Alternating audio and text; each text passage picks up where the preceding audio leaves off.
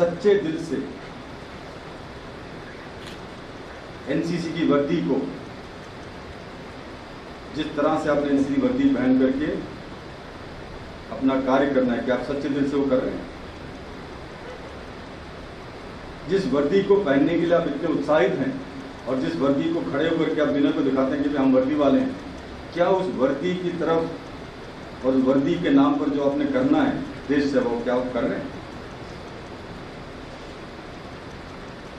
क्या आप अपने कैडेटों के लिए जिस तरह से उनको ट्रेनिंग फैसिलिटी देनी है और जिस तरह से उनकी ट्रेनिंग करनी है, क्या आप कर रहे हैं? क्या आप अपने आप को उसके लायक बना रहे हैं कि आप उनको अच्छी ट्रेनिंग दे पाओ?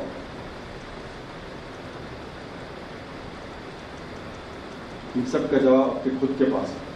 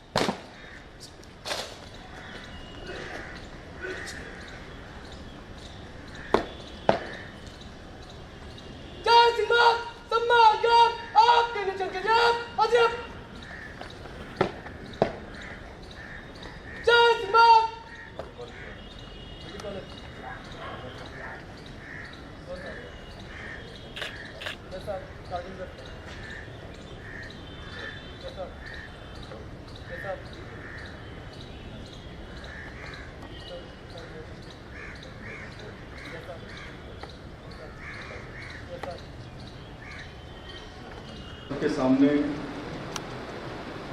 यहाँ पर खड़े होकर पहली बार मुझे इस तादाद में एनसीओज, एएनओज और बीएड स्टाफ को संबोधित करने का मौका मिला।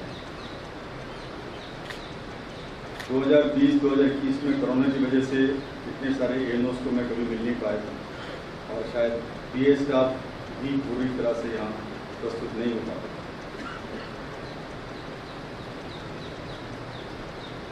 पटना ग्रुप हमारे डायरेक्टरेट का बहुत ही खास अंग है और पटना में होने की वजह से ये सिविलियन स्टाफ आइए ज्वाइन कर लीजिए।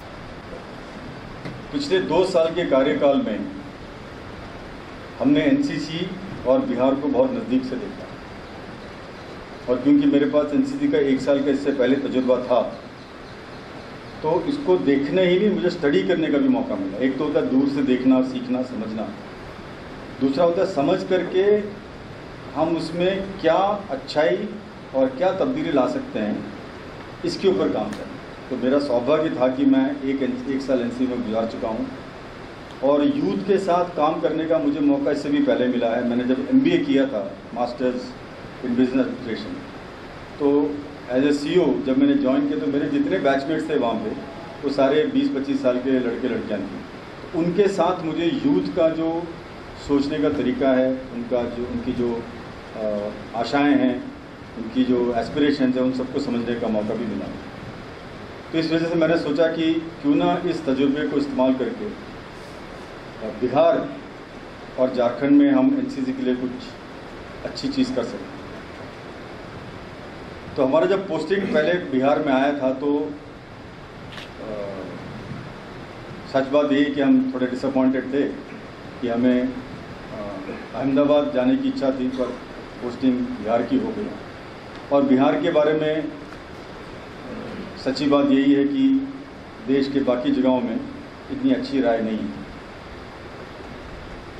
पर जब हम यहाँ पे आए और देखा कि जो इम्प्रेशन बिहार का बाहर है, बिहार उससे कहीं ज़्यादा अच्छा है। पर किसी ना किसी वजह से बिहार की जो ये छवि है, ये देश के बाकी राज्यों में सही रूप में नहीं पहुंच पाती। और यही इम्प्रेशन जो बिहार का है, वही इम्प्रेशन बिहार के कैडेट्स का है एनसीसी के 17 डायरेक्टरेट के पीछे। और जब मैंने एनसीसी को नज़दीक से देखा, कैडेट्स के साथ में टाइम बिताया, कैंपों में गया, शायद 50 से ज़्यादा कैंप्स में अटेंड कर चुका, उनसे बातचीत करी, एएनओ से बातचीत करी, सिविलियन स्टाफ से बातचीत करी, पीएस स्टाफ से बातचीत करी, तो मुझे लगा कि बिहार को जो पोजीशन मिलना चाहिए उसे वो पोजीशन हासिल नहीं हुआ, क्योंकि हमारे पास टैलेंट की कमी नहीं है। कैडेट्स उतने ही स्किलफुल हैं, उतने ही कुशल हैं जितने बाहर के हैं। हमारे पास भी यूनिट्स काफ़ी सारे हैं, रिसोर्सेज की थोड़ी बहुत कमी है डेफिनेटली। तो हमें ऐसा क्या करना चाहिए कि बिहार को हम उठा करके ऊपर लाएं।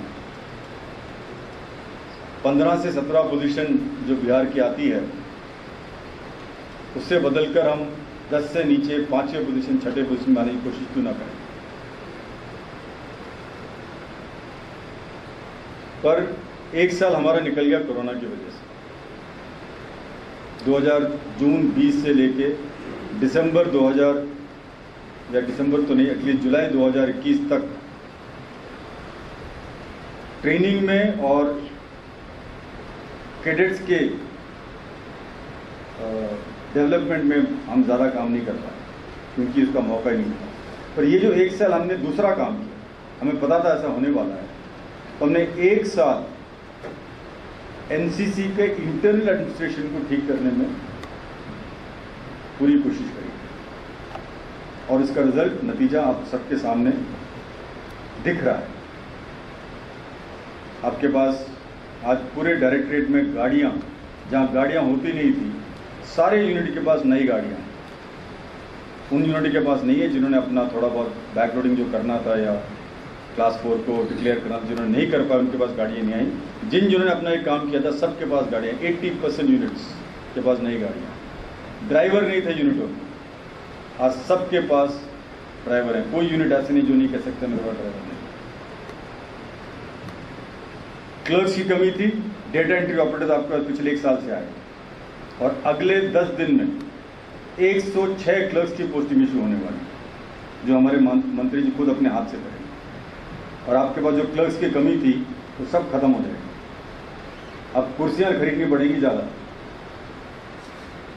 समझ रहे हो, टेबल खरीदने पड़ेंगे, उसमें बैठाओगे कहाँ आप इन लोगों को। 106 क्लर्क बिहार में आने वाले हैं, यानी कि हर यूनिट की डिफिशिएंसी जो आज के डेट में 60-70% है, वो सिर्फ 10% रह जाएगी। कई यूनिट तो 100% सेंड में होंगे, ग्रुप हेडक्वार्टर्स, कमरा नहीं होगा आपके उनको रखने के। ये सब कैसे हुआ? ये सब इसलिए हुआ क्योंकि वो जो 1 साल हमने इसी काम में अपना पूरा जोर लगाया, उसका रिजल्ट 1-2 साल में अब दिखना शुरू हुआ। पर अगस्त 2021 से मैंने आप लोगों को टास्क दिया था कि आप लोग अब ट्रेनिंग में फोकस करें, कैडेट्स को निर्माण करने में फोकस करें, और उसका रिजल्ट मैं अब देखूंगा कि आप लोगों ने 1 साल में क्या काम किया।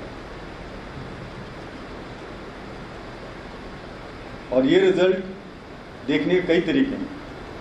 Inter directorate competition, inter group competition तो एक तरीका है, इंडिकेटर है, वो एक तरीका है कि किस तरह से आपके कैडेट्स परफॉर्म करते हैं। उससे कुछ मोटिवेशन आता है, उससे आपको खुद को अच्छा लगता है, कैडेट्स को अच्छा लगता है। पर वो एक ही तरीका नहीं है, वो एक पैरामीटर नहीं है। आपकी यूनिट्स का परफॉर्मेंस देखने के लिए, आपकी जो आप अपने कैडेट्स के लिए करते हैं देखने के और भी मेरे पास बहुत साधन हैं, और इस साधन का मैं हमेशा लगातार इस्तेमाल करता हूँ, इंडिपेंडेंट फीडबैक से और कई डायरेक्शन से कैडेट्स के बारे में फीडबैक लेकर के, एएनओ के बारे में फीडबैक लेकर। और सच बात यह है, और कई बार सच कड़वी लगती है, कि पटना ग्रुप का ओवरऑल परफॉर्मेंस इस मामले में सराहनीय नहीं है। और जब तक हम इस बात को मानेंगे नहीं कि हम अपने कुशलता और काबिलियत के हिसाब से काम कर रहे हैं, रिजल्ट दे रहे हैं, जब तक हम खुद इस बात को नहीं मानेंगे तब तक बदलाव नहीं आएगा। जब तक आप ये मानते चलेंगे भाई हम तो बेस्ट कर रहे हैं, इतना ही काफ़ी है, अगर इस विचार से चलेंगे तो कभी आप इंप्रूवमेंट नहीं ला पाएंगे।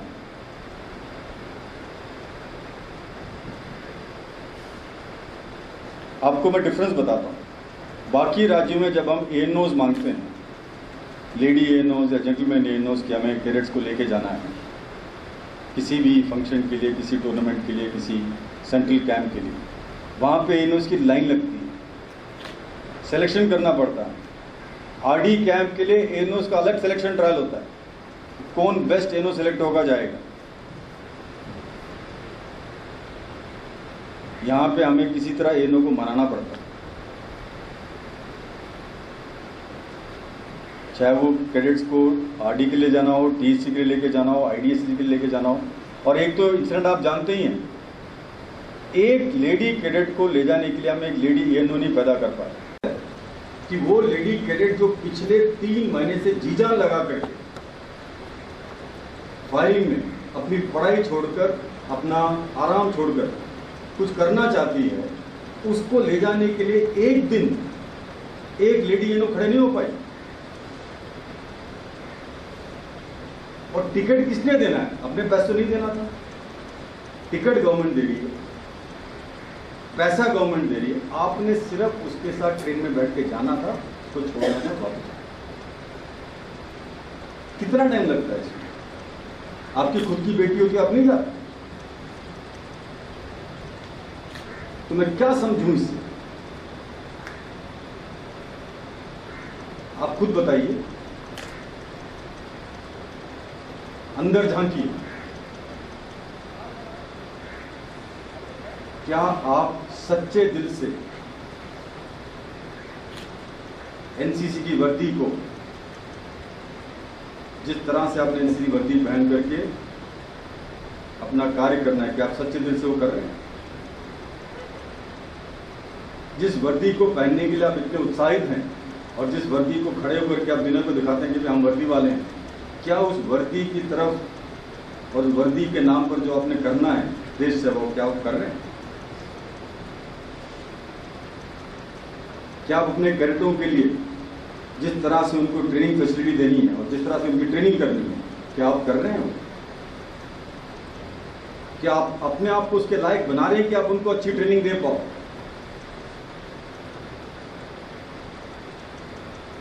इन सब का जवाब आपके खुद के पास है।